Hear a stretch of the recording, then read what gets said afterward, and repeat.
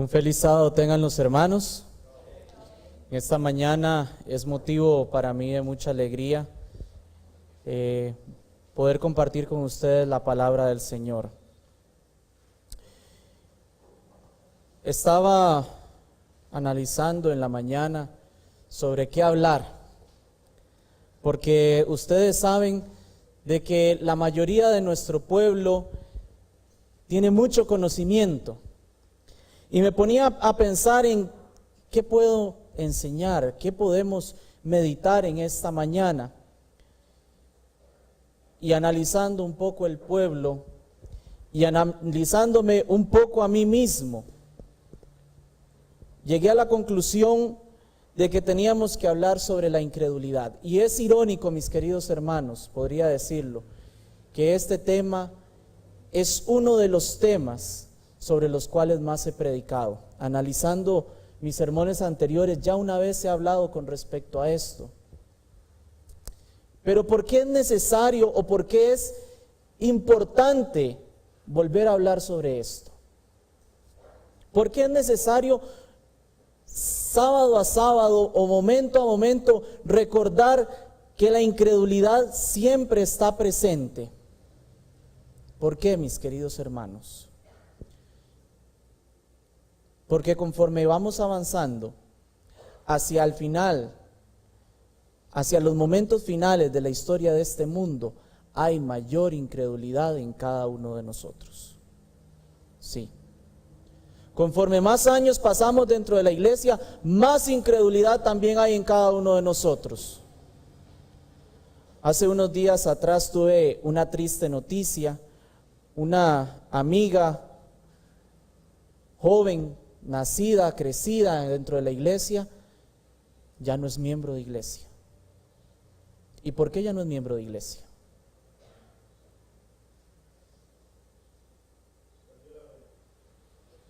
Mi querido hermano, dejó de creer. Ya no cree. Y así, mis queridos hermanos, conforme yo voy preguntando a la mayoría de jóvenes que una vez estuvieron aquí dentro de la iglesia y que hoy no están, les pregunto por qué no están aquí, y es porque dejaron de creer en el Señor. Y no solo los jóvenes, mis queridos hermanos, hay personas mayores, adultos, que también han dejado de creer en esto. Han dejado de creer en la venida del Señor. Entonces yo me levanté hoy y empecé a analizar y dije, ¿de qué les hablo? Les hablo de profecía, les hablo de fe, les hablo de... No, no es eso lo que necesita el pueblo. El pueblo lo que necesita es empezar a creer. Cada uno de nosotros tenemos que empezar a creer, porque el diccionario define la incredulidad como repugnancia o dificultad en creer en una cosa, y lo define también como falta de fe religiosa. Eso es incredulidad. Y muchas personas dicen, yo no quiero ser hipócrita con la iglesia, entonces prefiero no estar dentro de la iglesia. ¿Sí? Prefiero ya no estar dentro de la iglesia porque yo soy una cosa así en el trabajo y soy otra cosa así en la iglesia. Eso es incredulidad.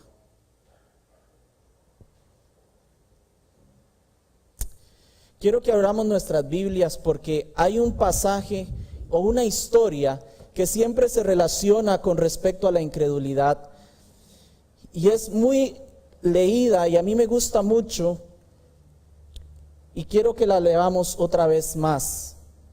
En el libro de Números, el capítulo 13, Números capítulo 13, y vamos a leer el versículo 17 al 21 de Números. Números capítulo 13, versículos 17 al 21. Dice así: los envió pues Moisés a reconocer la tierra de Canaán, diciéndoles, subid de aquí al Negueb y subid al monte y observar la tierra, cómo es, y el pueblo que la habita, si es fuerte o débil, si poco o numeroso, cómo es la tierra habitada, si es buena o mala, y cómo son las ciudades habitadas, si son campamentos o plazas fortificadas. Y ellos subieron y reconocieron la tierra desde el desierto de Zin hasta Rehob, entrando en Amat, y subieron al Negueb y vieron hasta Hebrón. Y allí estaban Ainam, Sesai y Telmai, hijos de Anac. Hebrón fue edificada 7 años antes de Zoán en Egipto. Mis queridos hermanos, esta es una historia muy interesante porque anteriormente a esto se nos da la lista de las personas que fueron a conocer la tierra. Fueron 12 príncipes escogidos, cada uno en representación de cada tribu de Israel, el que fue seleccionado para ir a reconocer la tierra. Y cuando nosotros estudiamos y analizamos el por qué ellos estaban conociendo esa tierra, nos damos cuenta de que es por una promesa que había sido hecha desde los patriarcas.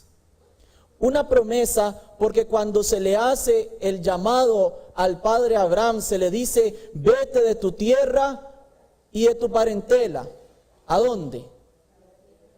A una tierra que te voy a mostrar. Y cuando el Señor se le vuelve a presentar, después de 400 años de esclavitud, a Moisés, le dice allá en el capítulo 3 de Éxodo,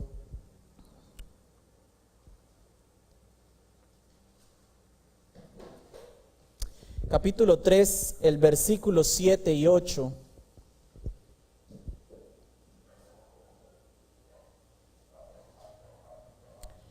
Éxodo capítulo 3, versículos 7 y 8 dice, dijo luego Jehová, bien he visto la aflicción de mi pueblo que está en Egipto, y he oído su clamor a causa de sus exactores, pues he conocido sus angustias. Y he descendido para librarlos de la mano de los egipcios, y sacarlos de aquella tierra a una tierra, ¿qué cosa? Buena, ancha, a tierra que fluye, ¿qué cosa? Leche y miel. Pero no solo le dice eso, dice a los lugares del cananeo, del eteo, del amorreo, del fereceo, del heveo y del jebuseo. Ya desde que Dios está planeando sacar al pueblo de Israel de Egipto, le está diciendo a Moisés, Moisés, el lugar al cual usted va a ir es una tierra buena, ¿sí? Es una tierra que fluye leche y miel, próspera, mas sin embargo es una tierra que está habitada. Y nosotros acabamos de leer en el libro de Números cómo se nos dice de que habían personas gigantes que vivían en ese lugar. Entonces, yo hago la pregunta, los 12 espías que fueron a reconocer la tierra, ¿sabían sobre esta promesa, sí o no?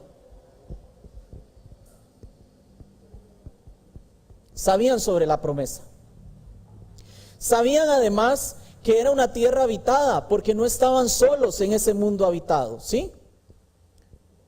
No solo existía el pueblo de Israel y el pueblo de Egipto en ese tiempo, existían otras naciones, existían otros pueblos. Mas sin embargo, mis queridos hermanos, después de que ellos van, después de que recorren toda la tierra, después de que recogen el fruto de esa tierra y comprueban con sus propios ojos que era una tierra buena, porque ellos mismos lo dan en su informe, dicen que es una tierra que fluye verdaderamente leche y miel. Traían ¿qué cosa? Uvas que habían recolectado. Pero una vez, mis queridos hermanos, que se presentan ante el pueblo, después de haber visto todo lo que Dios les quería dar, en el mismo capítulo 13 de Números, el versículo 31 y 33, nos deja un sinsabor de boca. ¿Por qué? Porque el versículo 31 dice así, mas los varones que subieron con él dijeron, no podremos subir, ¿qué cosa? Contra aquel pueblo, porque es más fuerte que nosotros. Y hablaron mal entre los hijos de Israel de la tierra que habían reconocido, diciendo, la tierra por donde pasamos para reconocerla es tierra que traga a sus moradores.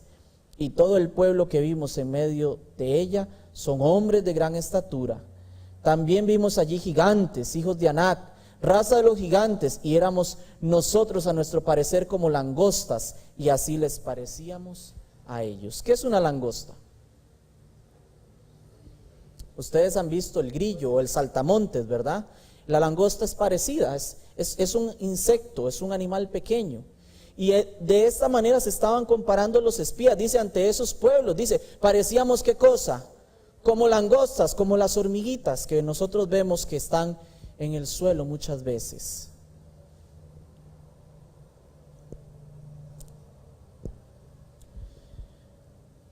Los 12 espías, mis queridos hermanos, habían pasado el Mar Rojo.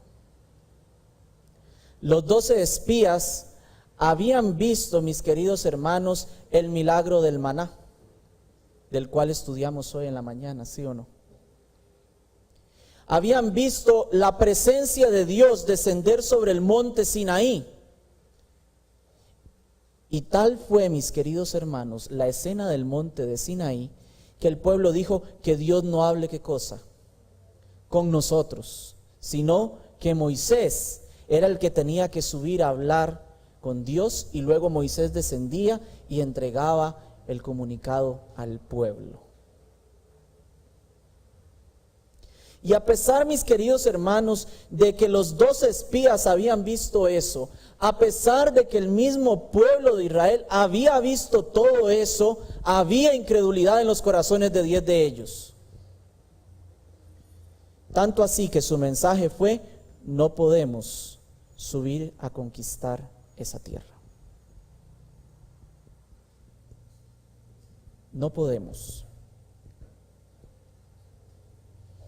Y cuando leemos el capítulo 14, el versículo 1 al 4, dice así: entonces toda la congregación, ¿qué cosa? Gritó y dio voces, y el pueblo lloró aquella noche.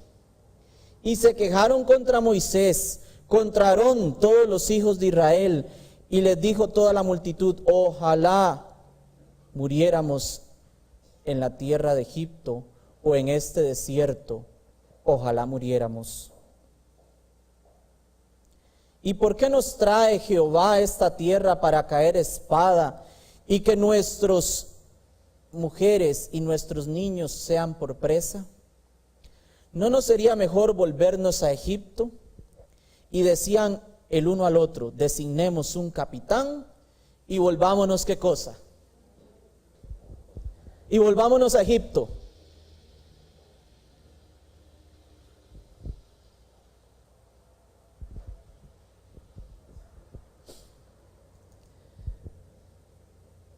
¿Por qué, mis queridos hermanos, si estamos en una buena situación, si estamos en la verdad? Porque si usted habla a las personas que han estado en este mensaje, ellos dicen: esta es la verdad. Y muchas personas que han estado aquí, no, después que salen de aquí, no se van a otra iglesia porque dicen: no tienen la verdad, no me llena. Pero entonces, ¿por qué muchas veces estamos sentados aquí y estamos pensando o designando cómo nos montamos un capitán y nos devolvemos al mundo? ¿Sí? Eso es lo que ha pasado.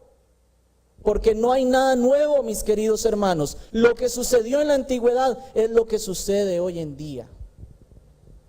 La multitud, que también había visto lo que Dios había hecho con ellos, cómo los había guiado por el desierto, dice que ni siquiera se les habían desgastado los vestidos, ni el calzado. Apenas escuchan el informe de 10 personas. ¿Qué dijeron? ¿Qué pasó con el pueblo? Vamos a tomar Canaán. Dice que el pueblo lloró toda la noche. Y al día siguiente estaban diciendo: designemos un capitán, designemos una persona y devolvámonos, ¿qué cosa? Devolvámonos a la esclavitud. Devolvámonos a la servidumbre. Eso nos gusta más. Preferimos ser esclavos de los vicios. Preferimos ser esclavos de la hipocresía, del dinero, que servir y entrar en la patria celestial. Qué triste. Y el versículo 10 es todavía más fuerte, porque entonces dice, toda la congregación habló ¿de qué? De apedrearlos. ¿A quiénes querían apedrear? Aquellos que les dijeron, no, mire, recapacite, ¿por qué se va a ir al mundo? ¿Por qué va a aceptar otra vez el mundo? Después le va a costar tanto volver. ¿Qué dice? ¿En qué pensaron? Mejor los apedreamos. ¿Qué pasa cuando usted está débil en la fe y llega un hermano y le empieza a decir, vea hermano, recapacite, vuelva? No está tomando la mejor decisión. ¿Qué pasa con usted? A veces no quisiera apedrearlo, ¿verdad? Es mi vida, déjeme hacer lo que yo quiera. Yo tengo libre albedrío. Mis queridos hermanos, qué triste.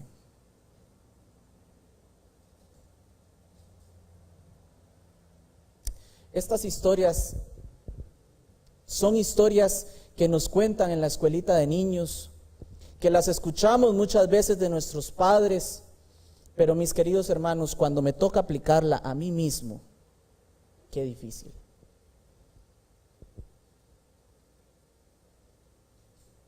Estas historias son para que nosotros no cometamos los mismos errores que el pueblo de Israel. En el libro de Romanos capítulo 5, versículo 1.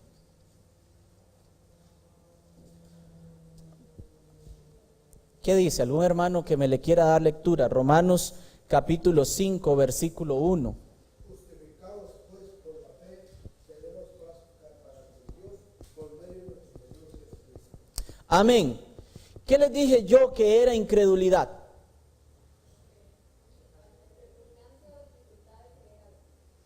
Y también falta de fe, ¿sí o no? Mis queridos hermanos, cuando usted se está volviendo incrédulo, cuando yo me estoy volviendo incrédulo, mi fe se está extinguiendo.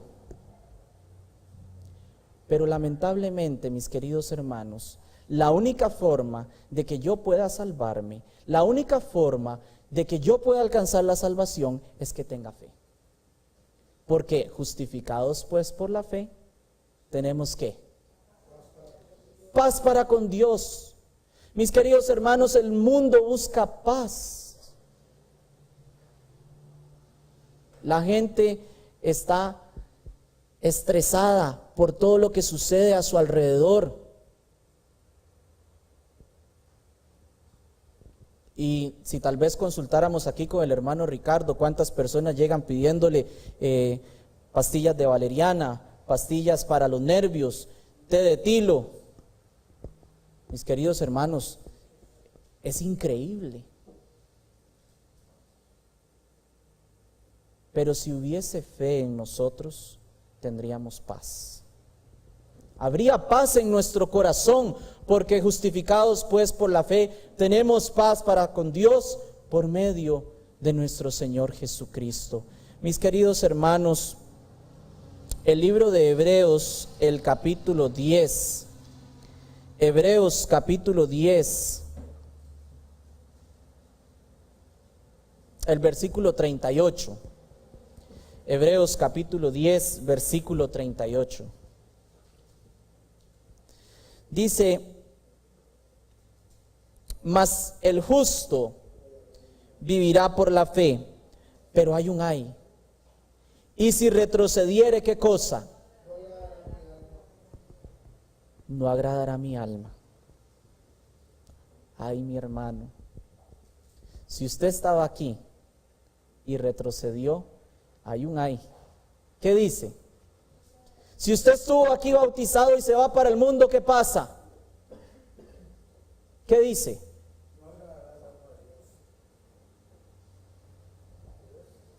¿Alguno de ustedes ha pensado en que las decisiones que usted toma no solo lo afectan aquí, sino en su vida futura?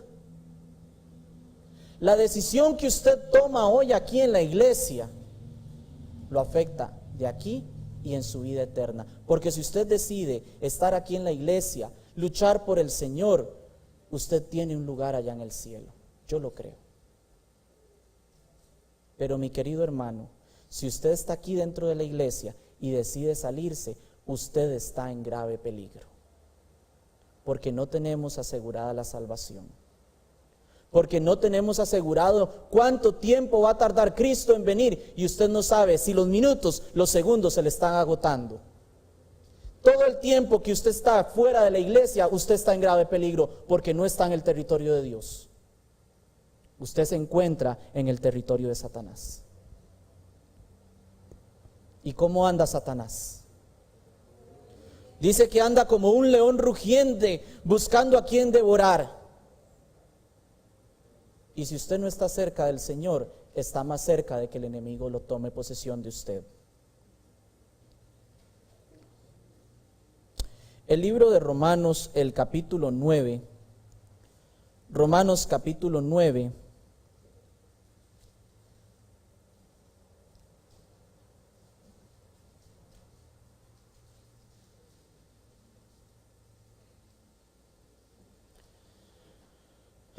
Romanos capítulo 9, el versículo 30 al 32.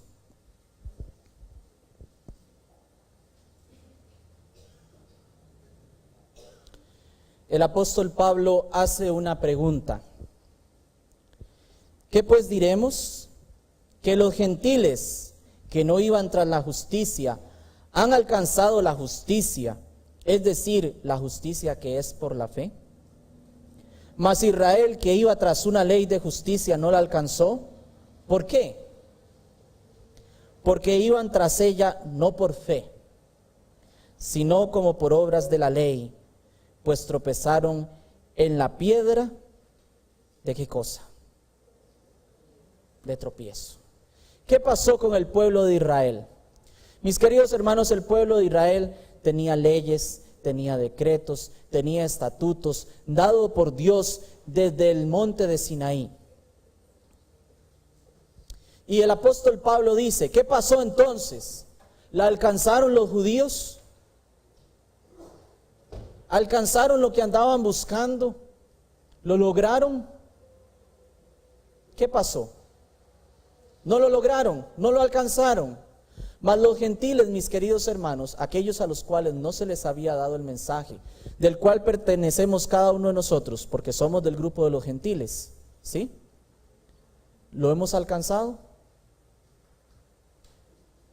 Yo pienso que eso es una pregunta muy personal de cada uno de nosotros, porque si nosotros estamos perdiendo la fe, si nosotros estamos perdiendo a Jesús, el autor y consumador de nuestra fe, de nuestras vidas, estamos quedando igual que el pueblo de Israel. Mis queridos hermanos, nos estamos perdiendo. Hubo una historia más en el libro de Marcos, Marcos el capítulo 9. Marcos capítulo 9, el versículo 17 al 19. Otro hermano que con voz fuerte me lee lectura. Marcos 9, del versículo 17 al 19.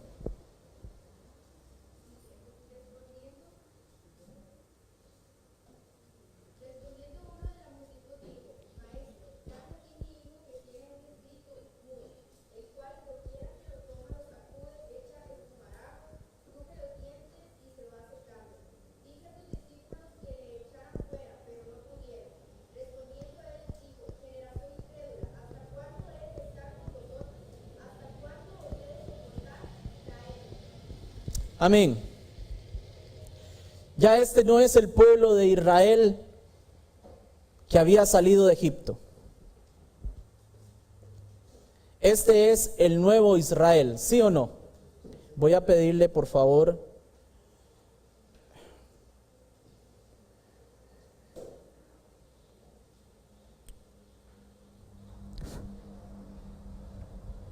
hermano Isaac, ¿puedes hacer eso después del sermón? Gracias. Se me están distrayendo los hermanos. ¿Qué había sucedido con el pueblo de Israel? ¿En qué momento nos encontramos ahora aquí?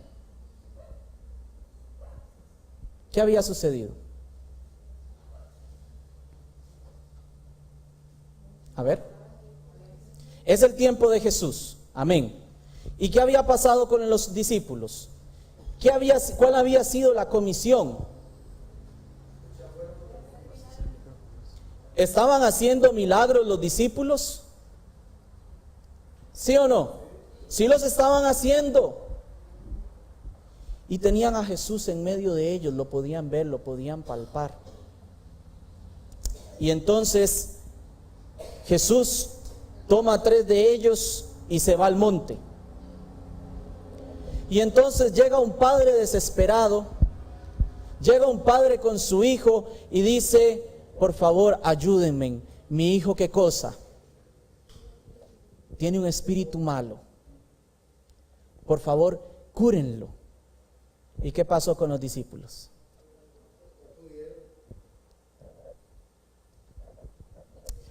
No pudieron sacar el demonio. Y cuando vienen a Jesús, Jesús viene y ve una conmoción, ve mucha gente y se acerca y dice: ¿qué es lo que está pasando? Y entonces alguien se levanta y le dice: mire, traje a mi hijo para que fuese sanado, mas sin embargo, ¿qué pasó? No pudieron sanarlo. Y Jesús repite las palabras y les dice: generación, ¿qué cosa? Incrédula. ¿Hasta cuánto tiempo voy a estar entre ustedes?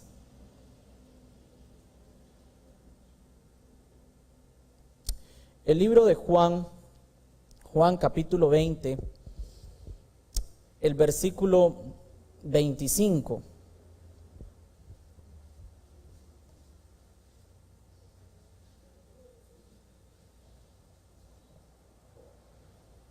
Juan capítulo 20, versículo 25, nos muestra, mis queridos hermanos, lo que puede suceder dentro de nuestra iglesia. Porque aquí ya no estoy hablando del Israel terrenal, ya no estoy hablando de otras denominaciones, estoy hablando de nosotros, de cada uno de los miembros de iglesia. Había un personaje, un discípulo de Jesús, que todos lo conocemos en la Biblia, Tomás, ¿sí? Tomás no estuvo presente una vez que Jesús resucitó y se apareció a los 11, porque era parte de los 12. Él no estuvo presente. Y los otros 11 vinieron y le dijeron: Tomás, el Señor Jesús resucitó. Y en el versículo 25 de Juan capítulo 20 dice: le dijeron pues los otros discípulos: al Señor hemos visto. Y él les dijo: si no lo viere en sus manos la señal de los clavos, y no metiere mi dedo en su lugar de los clavos, y metiere mi mano en su costado, ¿qué pasa? No creeré. ¿Qué estás esperando, mi querido hermano, para entrar en la iglesia? ¿Ver que Cristo viene? ¿Ver que ya se está decretando la ley dominical, que está muy avanzada? ¿Qué estás esperando? Porque déjame decirte, mi querido hermano, si estás esperando ese momento para tomar una decisión con el Señor, estás esperando mucho. Y ya para ese tiempo puede que la gracia esté cerrada.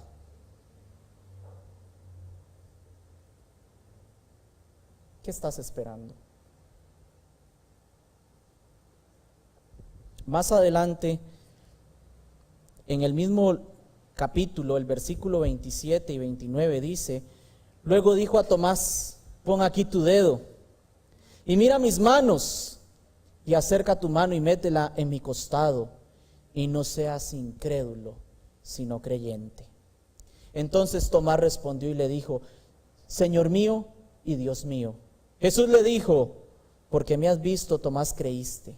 Bienaventurados los que no vieron y creyeron. Mis queridos hermanos, a Tomás le alcanzó todavía la gracia.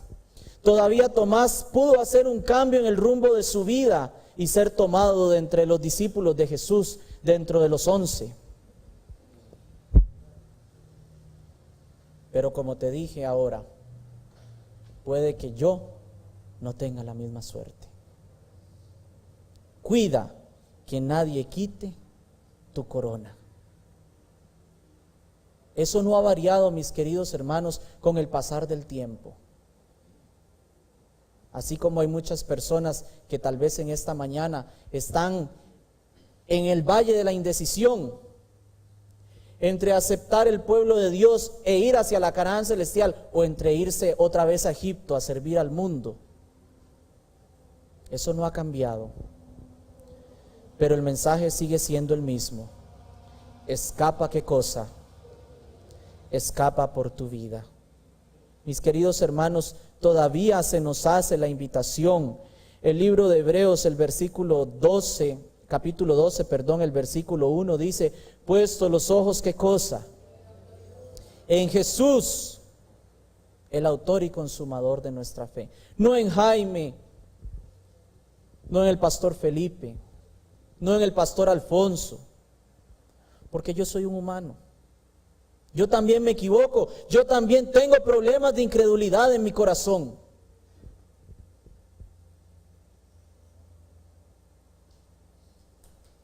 Sino en Jesús. Jesús es el que puede ayudarme a llevar esas cargas, a llevar esas congojas, a llevar esos pesares, y a que cuando mi fe falta, Él me la pueda dar. En Hebreos capítulo 12,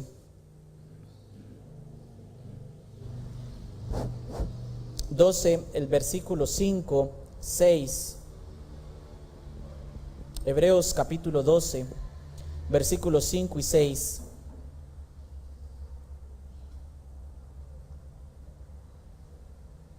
Dice así: y habéis ya olvidado la exhortación que como hijos se os dirige diciendo: hijo mío, no menosprecies qué cosa, ni desmayes cuando eres reprendido por él, porque el Señor al que ama, disciplina y azota a todo aquel que recibe qué cosa, por hijo. Y el 8 dice: pero si os deja sin disciplina, de la cual todos han sido partícipes, entonces sois qué cosa, bastardos y no hijos. A veces, mi querido hermano, usted está llevando la cruz y siente que se le pone una carga muy pesada, que está sufriendo. Entre más usted trata de meterse dentro de la iglesia, más sufre. Pero ¿qué está diciendo ahí? Que Dios, ¿qué tiene que hacer? Disciplinarlo, para que usted así pueda alcanzar ¿qué cosa? Pueda alcanzar el ideal, pueda hacer su fe probada y refinada como el oro. Pero ¿qué pasa si usted está llevando una vida muy tranquila, una vida muy cómoda? Tenga cuidado, porque ¿qué dice ahí? Que si no son disciplinados, ¿qué pasa? Ya no son hijos. Qué palabra más dura. ¿Saben qué es un bastardo? Es aquel que no tiene padre. Eso es.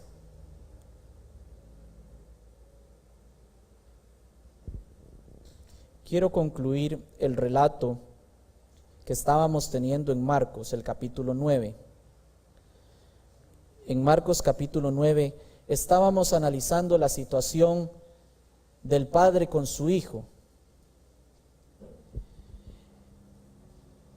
El versículo 23 y 24, Jesús le dice unas palabras al padre muy fuertes. Jesús le dice al padre de este hijo: si puedes creer, al que cree, ¿qué cosa? Todo le es posible. ¿Qué pasaba con este padre? Mis queridos hermanos, yo no logro comprender, o yo no logro llegar a captar, porque la Biblia no me dice cuánto tiempo había pasado este padre con este muchacho enfermo. Tampoco puedo determinar tal vez a cuántos médicos lo llevó para que le hicieran el tratamiento que tal vez iba a curar a su hijo. Y entonces parece que el padre también era un factor importante en ese momento, al Padre le estaba dudando su fe en que esas personas, esos galileos, podían realmente sanar a su hijo. Y Jesús le dice, no como una forma de increparlo, sino como algo para que él medite, si puedes creer. ¿Qué dice? Al que cree, todo le es posible. Y ahí el Padre entendió y comprendió. Y en el versículo 24 dice, e inmediatamente el padre del muchacho clamó. ¿Qué es clamar? Es algo, mis queridos hermanos, que sale desde dentro de mi ser y va hacia afuera. Creo. ¿Ayuda a qué cosa? Ayuda a mi incredulidad.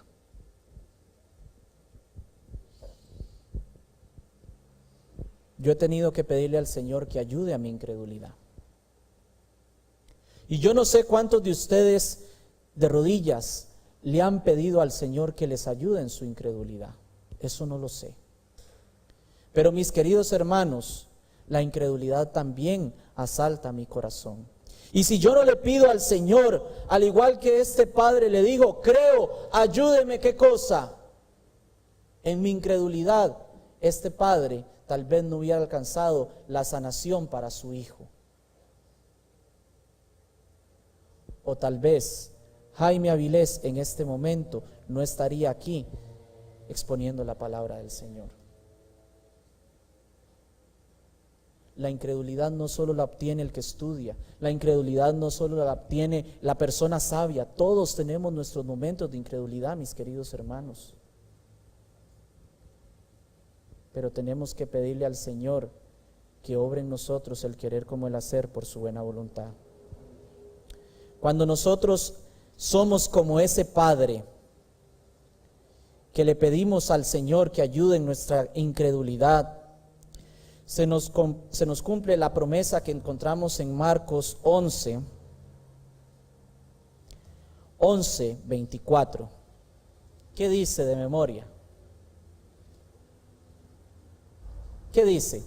Marcos 11:24. Todo lo que pidieres, ¿qué cosa? Todo lo que pidieres al Padre, orando, creed, ¿qué cosa? Que lo recibiréis, ¿y qué cosa? Y os vendrá. El Señor ha prometido, mis queridos hermanos, que Él nos va a ayudar.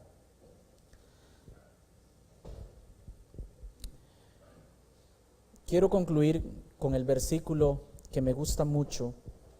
En el libro de Apocalipsis, el capítulo 3, el versículo 20. Dice, yo estoy, ¿qué cosa? A la puerta y llamo. Si alguno oye mi voz y abre la puerta, entraré y cenaré con él y él conmigo. Mis queridos hermanos, visitas, hermanos de la fe, yo hoy les hago un llamado a que busquen al Señor. La incredulidad pudo haber llegado a sus corazones, pero no es motivo para quedarse ahí. El Señor hoy los está llamando. Visitas que reciben estudios bíblicos y que están dudando si entrar en la iglesia. Crean en el Señor. El Señor puede ayudarles en sus problemas, en sus debilidades y darles fortaleza. Por favor, mis queridos hermanos, los que ya pertenecemos al pueblo del Señor, si hay incredulidad en nuestros corazones, vengamos de rodillas y pidámosle al Señor que nos ayude. Es mi deseo en esta mañana. Amén.